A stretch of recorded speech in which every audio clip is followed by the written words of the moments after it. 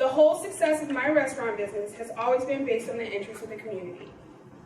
Chef and his wife, Masiela, are a culinary duo and a community force. They often take their 3 children to shelters to feed those less fortunate. Chef Feker is starting a new nonprofit specifically focused on American veterans. He says, I want to use our platform and bring our vets that are so underappreciated to the forefront of the hospitality industry by teaching them the necessary skills. CHEF will fulfill Chef Feker's vision by training people in the kitchen and hospitality business, equipping them with basic food skills and encouraging a positive attitude, while helping them to achieve their culinary dreams. Ladies and gentlemen, please join me as we welcome Chef Feker.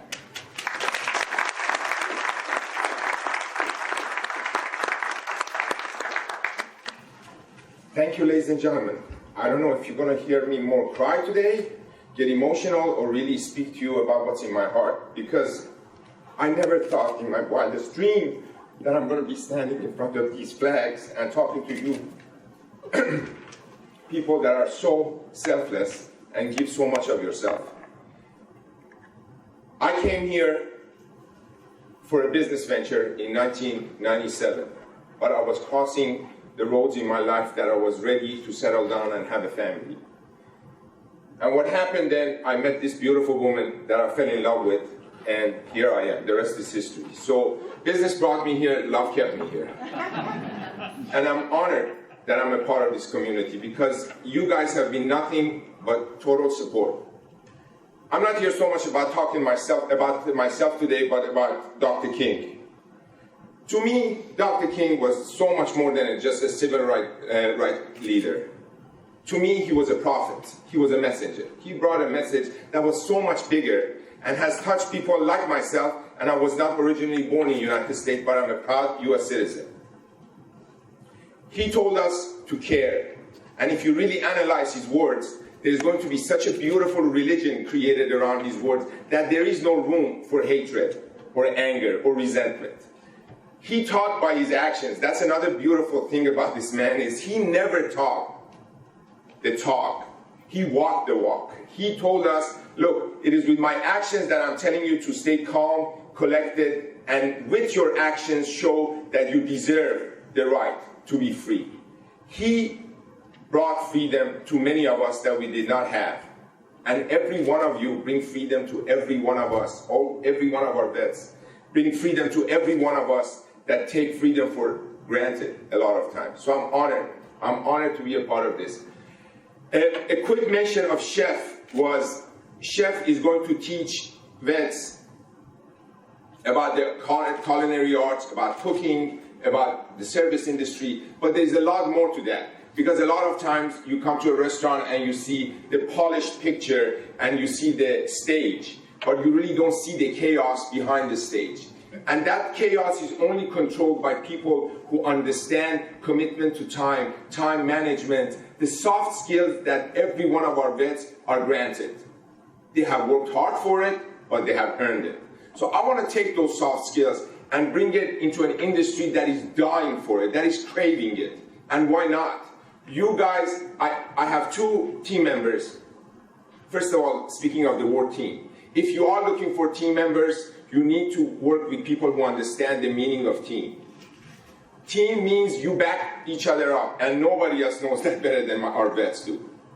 So I was in search of team members in my culinary operations, and I could not understand for the life of me, why can't I find the right people?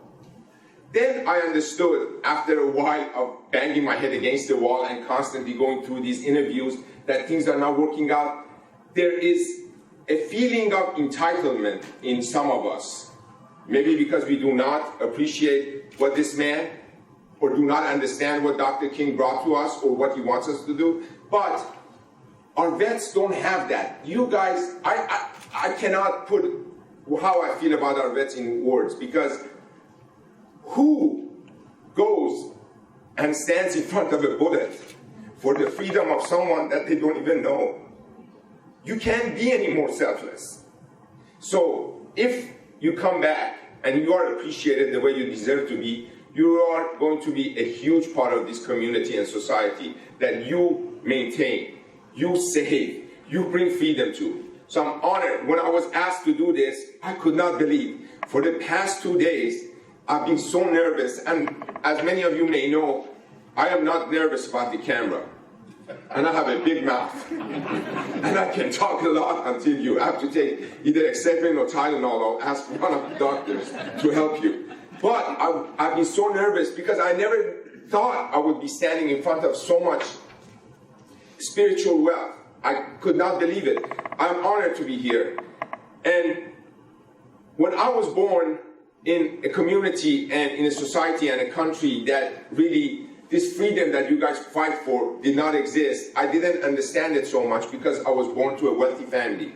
I was sent to Switzerland to study. I really did not understand it even then until I came to the United States.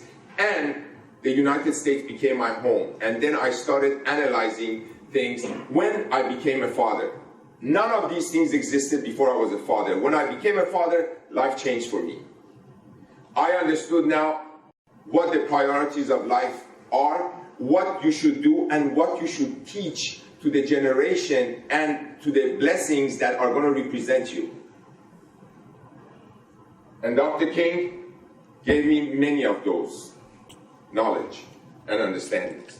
His words, his actions, I always say, my 11-year-old son now walks around and says, Dad, I have a dream. Because I used that sentence once, and it is implanted in him.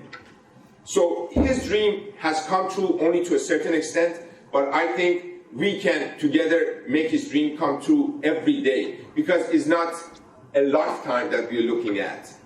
It is one day at a time that we can make that life. It is not what is so-called the goal that matters. It's the journey that counts.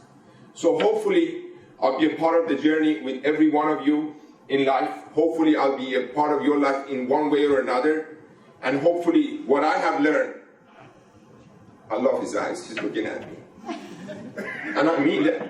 I mean that. It's amazing. There is a spirit in this guy, in this man.